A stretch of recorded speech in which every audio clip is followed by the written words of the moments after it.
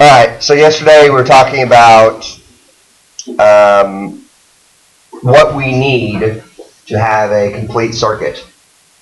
So obviously we need a source of electricity, and that will include a positive and a negative end.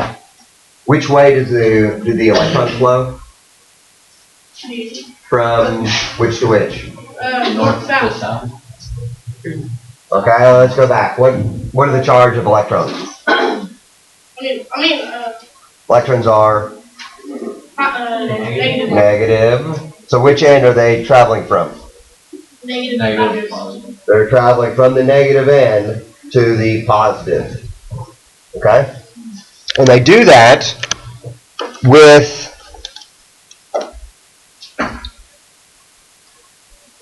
the help of some kind of conducting agent. Usually, if we're talking about electrical circuits, it's with copper wire. Right?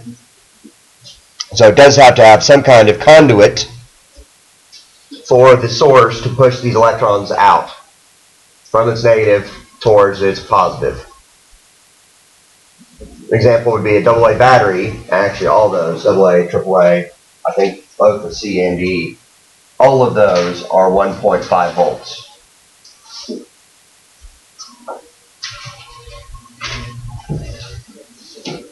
So 1.5 volts for each of those.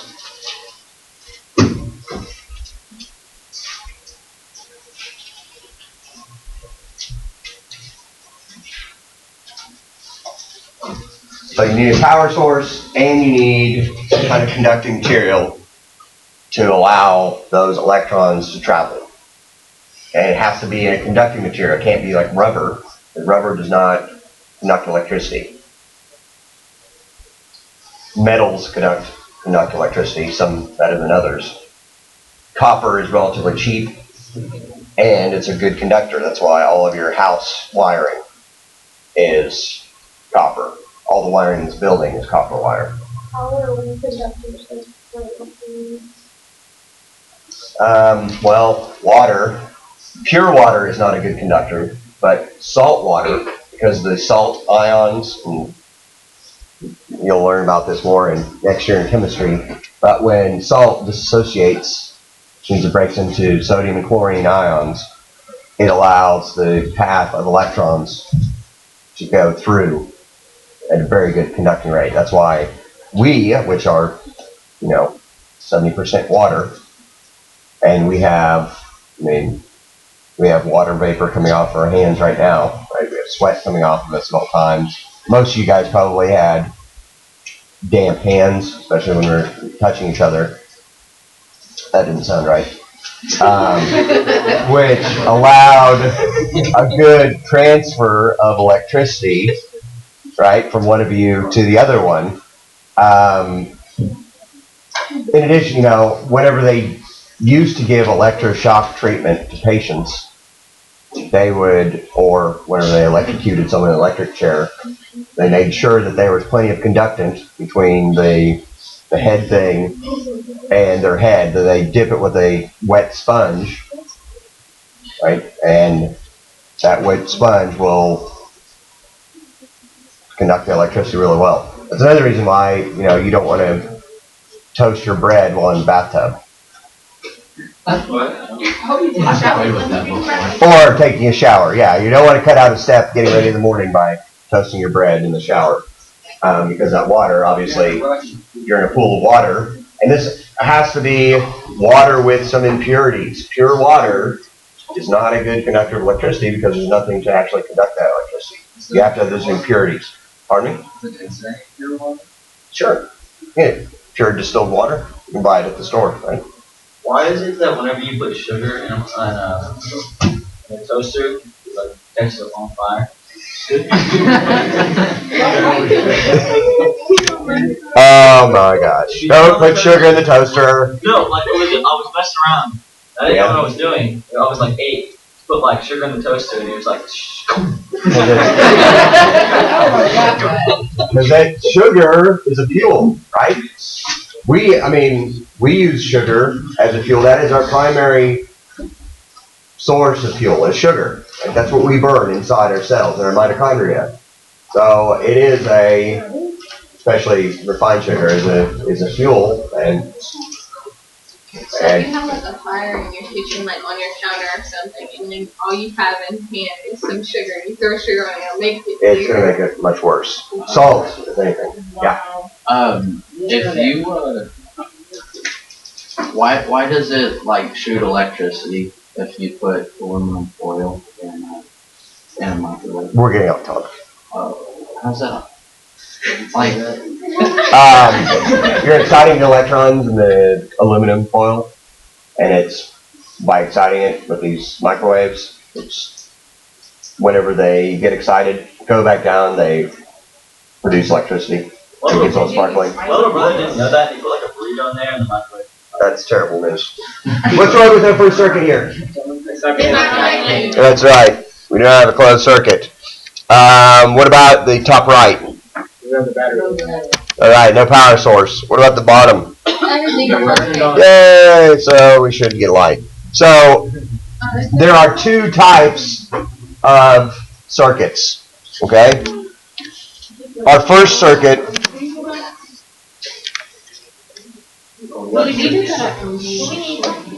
No. Yeah, don't worry about this.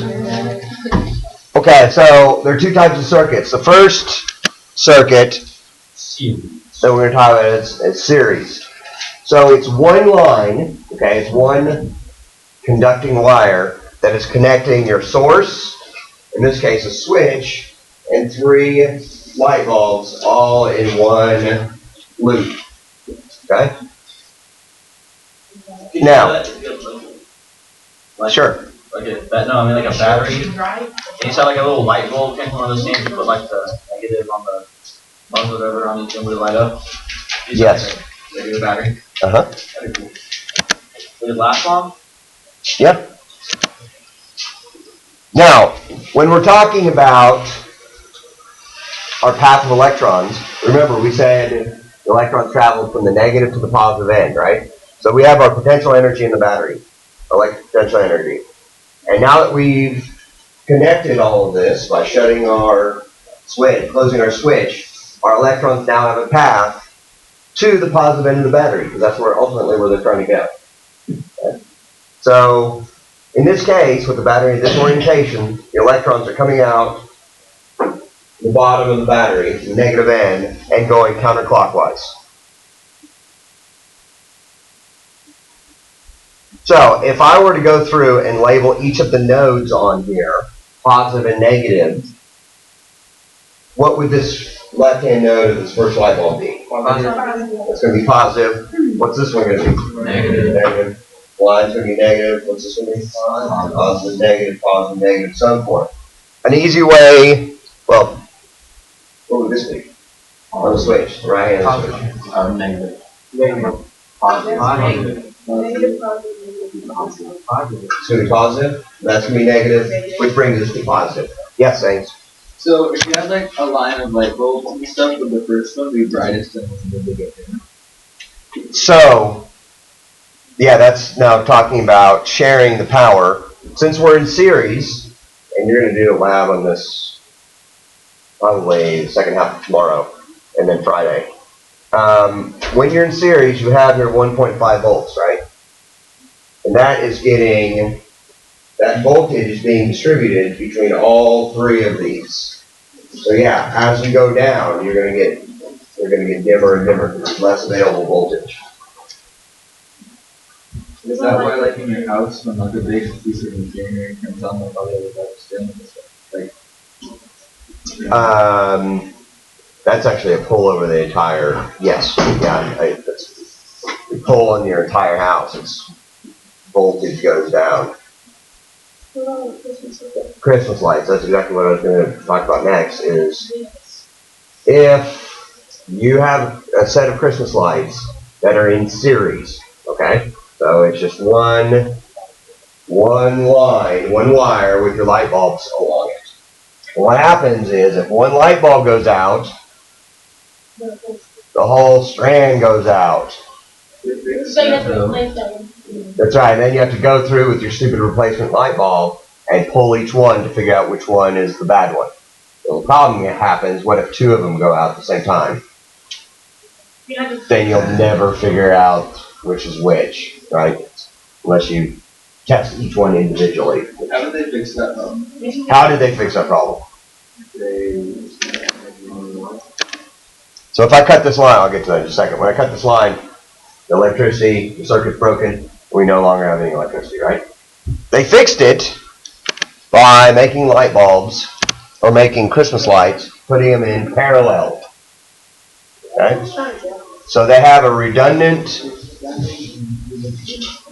line, so each bulb is on its own circuit.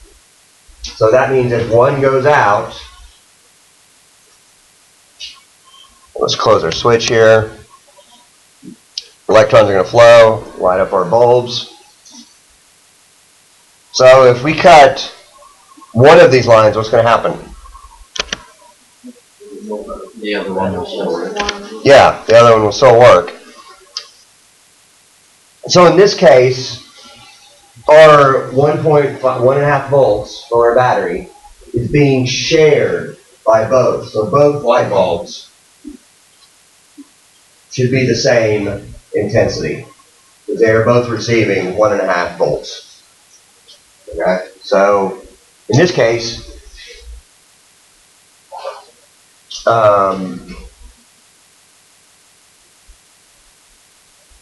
well, another thing to talk about is when we're talking about the path of electrons. Okay, notice that we come around here, and both nodes. We go back one.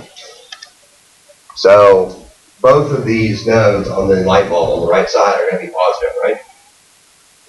Because this whole wire, it's an easy way to think about this is that the wire itself is negative because it's carrying your electrons. So whatever it touches has to be positive. And negative, both of these on the left side are going to be negative, going to our positive on our switch. So what if it went the other way? If the battery was the other way, Yeah. okay, then the electrons would be flowing. They wouldn't be flowing counterclockwise. They'd be flowing clockwise, right? So it would be negative, positive, negative. Positive thing would be on the left side of our battery, and negative would be on the right side of our battery. Okay, so those are two types of circuits. Parallel uses more wire, right? But it prevents the entire circuit to fail if one component fails.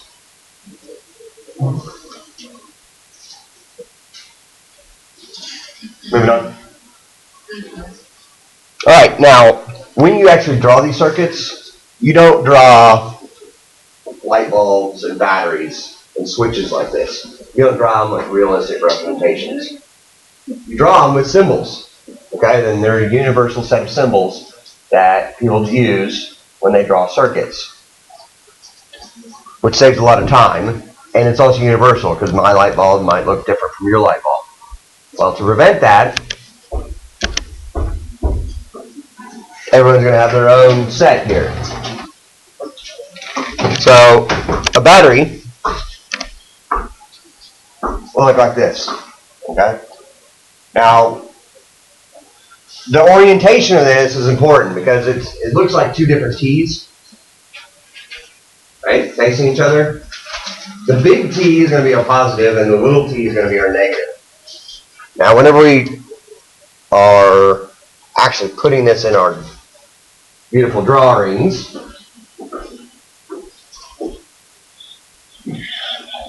it would look like that, right? So if this is our circuit, it would look like this.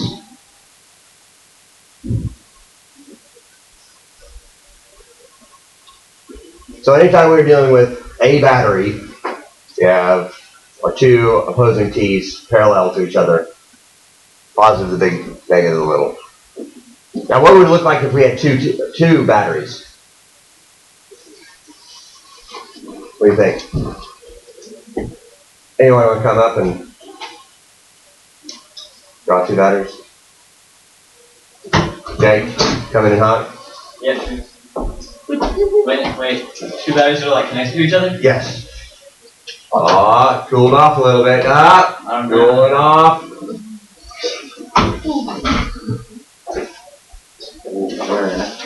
wherever you Oh, I already want. know this, dang it. Ah, son of a monkey. Son of a freaking A. Okay, one battery.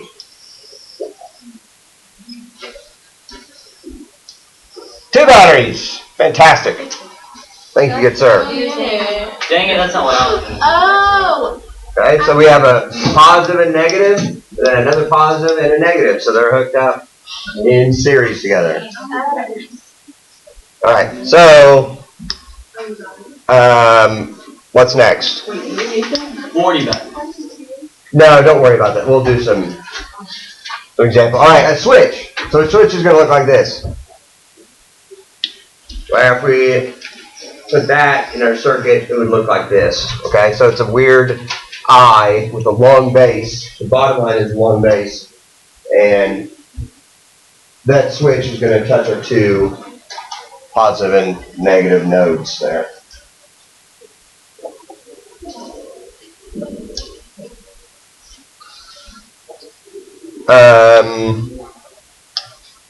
What about a light bulb?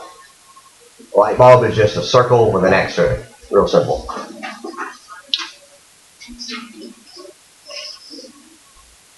It would look like that if it was in a circuit. A motor. Motor's probably the most complicated one.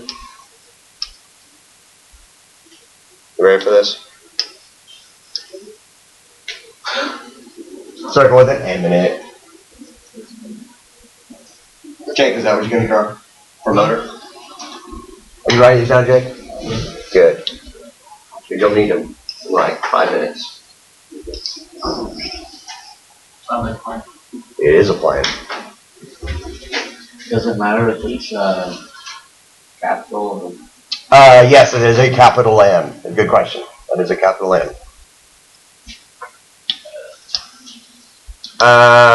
Capacitor.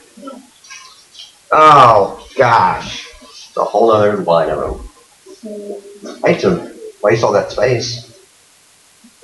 Capacitor are two parallel T's. Notice that these T's are the same size. Yes.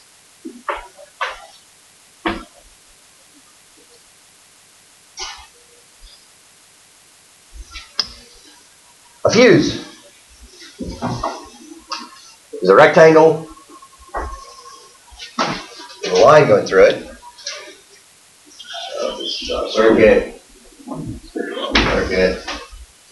Use a line going through it, which shouldn't be confused with a resistor, which is a rectangle without a line. Okay, it's a fuse without a line going through it.